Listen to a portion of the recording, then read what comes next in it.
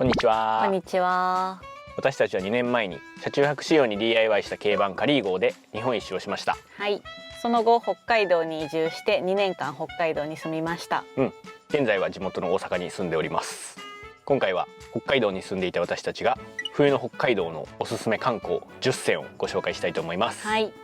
今はもう大阪に住んでいるんですけど、住んでみて分かった冬の北海道の魅力っていうのがたくさんあったので動画にしたいと思います。はい。というのも以前に夏の北海道のおすすめ観光スポットっていうのも挙げさせてもらって、すごいそれを実際に見てその場所に行ってくださった方がいたりとかすごい好評だったのと、友人とか知り合いからも北海道のおすすめスポット教えてほしいって聞かれることがすごい多いので、きちんと冬バージョンも動画にしておこうということで紹介させていただきます。はい。これから北海道に行かれる方の参考になれば嬉しいです。はい。10個ご紹介していくんですが、うん順不動で紹介していきたいと思います。はい。ちょっとジャンルも様々でございますが、うん。一つずつ紹介していきたいと思います。はい。では1つ目、はい。馬追い運動です。はい。これは音更町というところにある十勝牧場で行われているものです。期間限定で行われていて、毎年1月から2月の平日の朝にのみ行われています。はい。その名前の通り、馬が走っている様子を見ることができます。ただ普通の馬と違って馬場が走っております。十勝といえば帯広競馬場があって馬場のレースが見れる場所があるんですけど、そこからも近いです。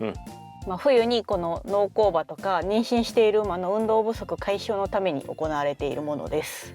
それを一般の方にも開放して見てもらえるようにしています。実際僕たちも平日に見に行ったんですけど、結構間近で見れて、馬場っていうとすごい大きな体をしているので、もう大迫力の景色を見ることができました。はい。1トン以上あって妊娠している馬とかやともうさらに大きくなっている馬が、雪の上をわーっとかけていく様子がすごい印象的な場所でした。北海道でしか見られない景色だと思います。平日の朝にしかやってないんですけど、訪れた時は結構たくさんの人が見ていました。だから人気の観光スポットやな。カメラを持った人もたくさんいました。ここでしか見ることができない景色なのでめちゃくちゃおすすめです。はい。2つ目は然別湖コタンです。はい。これも十勝エリアにはなります。鹿追町というところに然別湖という湖があります。はい。冬になるとその湖が一面凍るんですけど、その上に冬にしか現れないという幻の村が出来上がります。コタンの時期としては1月下旬頃から3月中旬頃です。ちょっと毎年気候とかによって前後することあるんですけど、だいたいそれぐらいの時期にいつも開催されてるみたいです。はい。でその村にはアイスバー、お酒が飲める場所であったり、チャペルとか宿泊できるロッジとかがあります。でこの中で一番良かったのは温泉です。はい。なんと氷上の露天風呂が楽しめます。はい。これは男女混浴なんですけど、水着を着て入ってもいいというような露天風呂になってます。はい。これは正直今まで入った露天風呂で一番気持ちよかったかもしれない。はい。その理由っていうのがめちゃくちゃ寒いねんな。凍った湖の上なんで、その脱衣所とかもめちゃくちゃ寒くて、すごい凍えながら服を脱いで入るので、もう最高に気持ちいいです。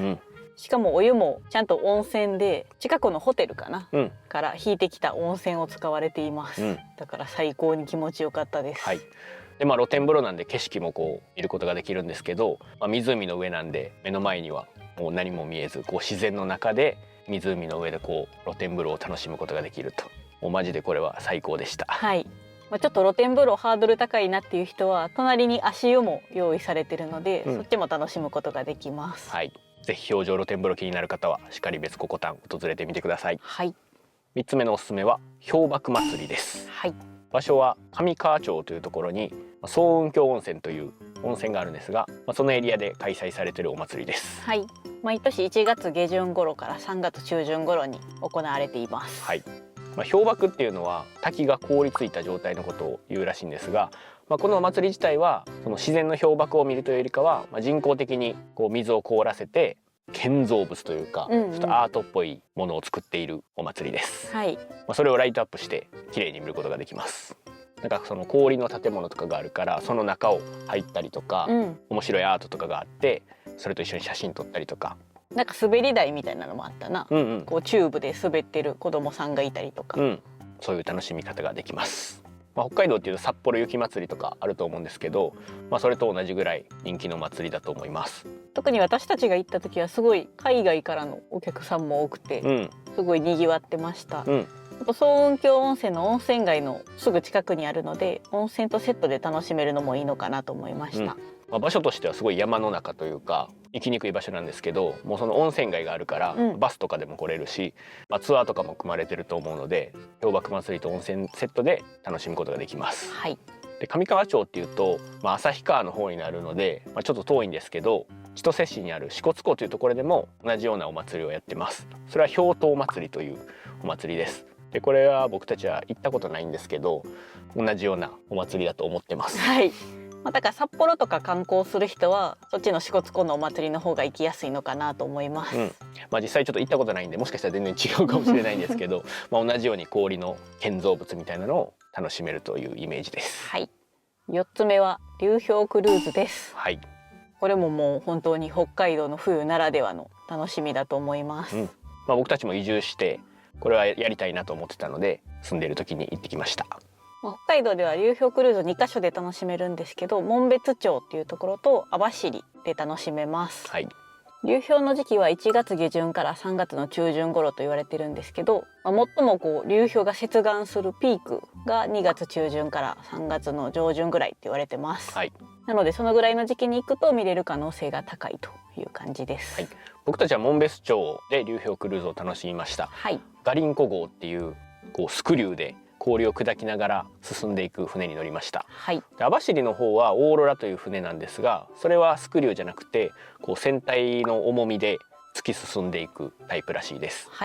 そもそも流氷を見たことがなかったから、海一面に流氷がある状態も感動したし、それを割って突き進んでいくのもすごい感動しました。もう海が真っ白で、もう海じゃないみたい、陸みたいになってて、すごい感動的な景色が広がってました。これは時期によってちょっと運が悪かったら、実際に流氷が来てない時とかもあるらしいので、正直ちょっと行ってみないとわからないという部分もあります。僕たちが行った時は直前まですごい天気が悪かってどうなるかなと思っていたんですが、実際流氷は来ていて、沖の方に出ていったら流氷も見れたし、なんとか天気もちょっと回復して若干の青空の中楽しむことができました。北海道のオホーツク海沿岸でしか見れないすごい貴重な景色だと思うので、場所としてはちょっと行きにくい遠い場所にあるんですけど、人生で1回は見てほしい景色だなと思います。流氷も自然のものなので見れるかどうかっていうのは結構運がいるところもあるんですけど、に運が良ければ流氷の他にもその氷の上に来てる大足だったりオジロワシだったり、ほんまにめっちゃ運が良かったらアザラシとかも見れるらしいです。僕たちが行った時は大足とオジロワシは見ました。ちょっと遠かったんですけど、見ることができました。あと流氷でいうと、私たちはそのクルーズで楽しんだんですけど、流氷ウォークといって、ドライスーツ、ウェットスーツみたいなのを着て実際にその流氷の上を歩くという体験もできます。これもいつかやってみたいなと思ってます。5つ目はトマムです。これは地名なんですけど、シムカップ村というところにトマムという地域があります。でここには星野リゾートがあって、ウィンタースポーツとか、リゾートとして楽しむことができます。でこの星野リゾートトマム自体は一年中楽しむことができるんですが、冬の時期だけアイスビレッジというのが登場します。ちょっと先に挙げた然別湖コタンと似てるんですけど、氷で作られた、ゲルみたいな建物が冬にだけ登場します。そこには氷でできたセイコーマート、北海道で有名なコンビニなんですけど、セコマがあったり、あと氷のチャペル、あと氷でできたホテルもあります。そこで結婚式を挙げたりとか、あと氷のホテルはもうベッドとかもう室内が全部氷でできてるので、寝る時も超極寒用の寝袋で寝るらしいです。実際に泊まることができると。でもちろんトマムにはゲレンデもあるのでウィンタースポーツも楽しめるんですけど、それと合わせてそういうアイスビレッジだったり違うアクティビティも楽しめるようになってます。だからスキーとかスノーボードしない人でも楽しめるような作りになってます。星野リゾートトマムっていうと雲海テラスというのが有名で、聞いたことある方もいらっしゃるかもしれないんですが、冬の時期は無氷テラスという名前になります。同じ場所やねんな。ゴンドラで山頂まで行って、その山頂部分にテラスが広がっていて、そこから無氷を見ることができます。氷の結晶が木についてる白く見える感じ、これも絶景を楽しむことができます。はい。でちょっと歩いていくとクラウドバーっていうなんかめっちゃ高いテーブルと椅子が置かれてる絶景ポイントと、あとクラウドウォークという、これも絶景を楽しめるんですけど、ちょっとこう崖からせり出したようなスポットで景色を楽しむことができます。で周り一面雪で真っ白なんで、スキーとかスノボとかしない方でも山の上から銀世界を楽しむことができます。はい。星野リゾートのホテルに泊まるんでそんなにお安くはないとは思うんですが、そのリゾート内にご飯食べるとことかもいっぱいあったりして、その中で十分楽しむことができます。はい。夏の時期には行ったことないんで、いつか雲海テラスの方も行ってみたいなと思います。はい。6つ目は養老市温泉です。はい。北海道って温泉がすごいたくさんあるんですけど、特に私たちがお気に入りの温泉です。はい。これは道東の中標津町というところにある湯宿大地さんに泊まりました。養老市温泉っていう名前なんですけど、おそらくもう今は湯宿大地さんしかないんかな。なんか以前は何個か温泉宿があったみたいなんですが、今はもうその大地さんだけみたいです。はい、もう山の中にポツンとお宿があります。はい。でここの温泉宿はすごい視聴者さんとかからもおすすめをたくさんいただいてて行ったんですが、もうめちゃくちゃ良かったです。はい。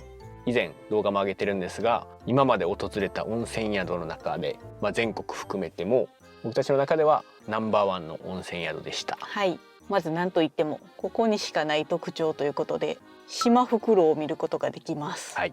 北海道の中でも限られたエリアにしか生息していないもう貴重な動物です。はい。でこの温泉宿のところが給仕場になっているので、決まった個体がやってくるという風になってます。はい。でもそれもつないで飼ってるわけじゃないので、来る時間とか、来ない日もあったりとかするんですけど、高確率でこのシマフクロウが見れるというお宿です。僕たちもこのシマフクロウが見たくて湯宿大地さんに泊まりました。はい。運が悪かったら見れない時もあるらしいんですが、僕たちは無事シマフクロウを見ることができました。はい。でもめっちゃ朝方、そうやな5時ぐらいかな。すごい早朝に見れました。ずっと夜起きて待ってたんですけど、その泊まった日の夜は来ず、翌日の朝奇跡的に見ることができました。本当日によっては夜ご飯のタイミングで出てきたりとかすることもあるみたいなんですけど、温泉宿の中からこうフクロウが見れるからな、すごい観察しやすいというか、いい場所から見れるというようになってます。で、シマフクロウを見れるだけでもすごいいい宿だと思うんですが、もう温泉も大露天風呂といって横に川が流れてるんですけど、川を見ながら露天風呂に入れたり、あとなんかサウナとかもリニューアルして広がってるみたいです。でもちろんご飯も美味しかったし、スタッフさんの対応もすごい良かったので、もう悪いところがありませんでした。はい。また必ず行きたいお宿だなと思いました。もしかしたら北海道外の方にはあまり知られてない温泉なのかもしれないですけど、すごくおすすめのお宿です。はい。7個目は摩周湖です。はい。これは弟子屈町という場所にあります。北海道は湖がすごいたくさんあるんですけど、その中でも有名な湖です。すごい青が綺麗で摩周ブルーと呼ばれています。私たちは冬も夏も行ったことがあって、夏もすごいおすすめです。めちゃくちゃ人気の場所やから、夏とかはいつ行っても人は多いなと思います。ただ摩周湖は霧の摩周湖と言われていて、結構な確率で霧が発生します。だからその摩周ブルーも見れない時が多いと。ただ僕たちは冬に訪れた時は夏に比べて全然空いてたし、冬の方が霧が少ないみたいでめちゃくちゃ綺麗に見ることができました。はい。冬は周りの木にこう雪が積もって白くなっているので、よりその青が深く見えるというか神秘的に見えました。本当に夏に比べて空いているのでゆっくり見ることができるし、冬に行くのもすごいおすすめです。もし夏に行かれる時は摩周湖に向かう前にライブカメラで霧出てるかどうかっていうのを見れるから、見てから行くのがすごいおすすめです。はい。実際その弟子屈町の街中には霧出てなくても、摩周湖見える展望台に行ったら霧出てるということもよくあるみたいなので、事前にライブカメラを見てから行くのがおすすめです。はい。8個目はニセコエリアです。はい。これすごいざっくりしてるんですけど、言わずと知れた有名観光地ですが、ニセコおすすめです。はい。ニュースとかにもなってる通り、海外の観光客の方とかもすごい多く訪れるので、ちょっとニセコバブルみたいな感じで飲食店とかすごい高くなってるんですけど、それでもやっぱり人気の理由がわかるぐらいおすすめのエリアです。海外の観光客も多いし、もう住んでる人も今は外国人の方が多いと思います。お店とか行ってももうスタッフさんとかも全員外国の方やし、お客さんも外国の方やし、もう日本じゃないみたいな場所になってます普通に日本語通じない店とかもあります。ニセコには、まずスキー場がたくさんあります。蝦夷富士と呼ばれる羊蹄山がニセコエリアからすごい綺麗に見えて、特に冬はやっぱり雪が積もるのでゲレンデからもすごく綺麗に見えます。スキーとかやられない方でもニセコエリアにはキャンプ場があったり RV パークがあったり、または温泉もあるので、そういうゲレンデを楽しめない方でもニセコを訪れても楽しむことができると思います。とにかく冬の羊蹄山がめちゃくちゃ綺麗なので、それを見るだけでも価値があると思います。残り2つは場所ではないんですがご紹介したいと思います。9個目は味噌ラーメンです。北海道といえば札幌味噌ラーメンが有名だと思うんですが、あえてこの冬のおすすめに入れてみました。一年中食べることはできるんですが、やっぱり寒い中食べる味噌ラーメンっていうのが一番美味しいかなと思うので、今回の冬のおすすめに入れさせていただきました。で、北海道に住んでる時に僕たちも味噌ラーメンのお店はいくつか行ったんですが、一番おすすめのラーメン屋さんは信玄というお店です。これは本店は石狩にあるんですが、札幌にも店舗があります。で、いつ行ってもめっちゃ並んでるような、すごい人気のラーメン屋さんです。でも並んででも食べる価値はあるかなと思います。とはいえどこのお店で食べても大体美味しかった。そうやなあんまり味噌ラーメンは外れがないというか、大概美味しいです。でも冬の寒い中食べるのが最高だと思うので、冬に行かれる方はぜひ食べてみてほしいです。札幌まで行かなくても、新千歳空港の中でも味噌ラーメンはいろんな店が入ってるので気軽に楽しめると思います。最後10個目は動物探しです。これは観光スポットとかでもないんですけど、北海道には北海道にしかいない動物っていうのがたくさんいます。それを探すのがすごい北海道に住んでから好きになりました。今まで紹介した中でもオジロワシとかオオワシとかシマフクロウの話をしたと思うんですが、それ以外にもたくさん動物がいます。で、なんで動物探しが冬のおすすめに入ってるかというと、冬は木から葉っぱが落ちてすごい動物を観察しやすくなるのと、動物たちが毛がモコモコになって夏より可愛い姿になるからです。北海道に住んでるとキツネとかをよく見るんですが、キタキツネも冬の方がふっくらしてて可愛いです。逆に夏はほっそりしててちょっと目つきも鋭いんで怖い感じ、冬はふわふわで可愛らしい姿になってます。で、もう有名になったと思うんですけど、シマエナガとかも夏もいるんですけど、夏はちょっとほんまに細くてシュッとしてるんですけど、冬になるとよく見る写真とかでふわふわした妖精みたいな姿になるので本当に可愛いです。鳥は特に冬の方が見つけやすい。あと北海道にしかいない動物で有名なところで言うとエゾフクロウだったりエゾリス、エゾモモンガなどがいます。エゾモモンガだけは僕たちは見たことがないんですが、それ以外の動物は実際に自分たちの目で見ました。本当山深いところに行かなくても都市部の公園とかでも見ることができるので、私たちも暇な時はスノーシューを履いて近所の公園を散歩したりして動物探しをしていました。で、実際エゾフクロウを探しに行って奇跡的に見ることができました。夏もいるらしいんですけど、山の深いところにいるからそもそもそこまで行かれへんねんな。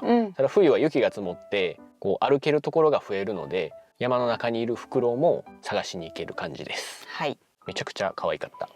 こういう動物探しっていうのも北海道ならではの楽しみ方かなと思うのでおすすめに入れました。以上が北海道に住んでいた私たちが選ぶおすすめ観光10選です。で、今回は実際に僕たちが行ったことのある中から選びました。ただ他にも行ったことはないけどやってみたかったこととか行ってみたかった場所があります。例えばワカサギ釣り、これはずっとしたいと思ってたんですが結局住んでる2年間の間ではできませんでした。本州でもできるところあると思うんですけど、いつかやりたいなと思ってます。あとは夏にはやったんですが釧路川でのカヌー、これを冬にもやってみたいなと思ってます。夏もすごい良かったんですが、冬になると澄んだ空気の中でカヌーができて水面から湯気が出ているような気嵐というのを体験できるらしくて、それもすごいいいと教えてもらいました。なのでいつか冬にもやってみたいです。なかなか短期間の旅行では行くことが難しい場所もあると思うんですけど、冬の北海道は寒いだけじゃないと思います、はい、このおすすめがこれから北海道を訪れる方の参考になったりとか、これを見て冬の北海道にも行ってみたいなと思っていただければ幸いです。はい、僕たちも今現在大阪に住んではいるんですが、またいつか冬の北海道にも訪れたいと思います。はい、それでは最後までご視聴いただきありがとうございました。ありがとうございました。バイバイ。バイバイ。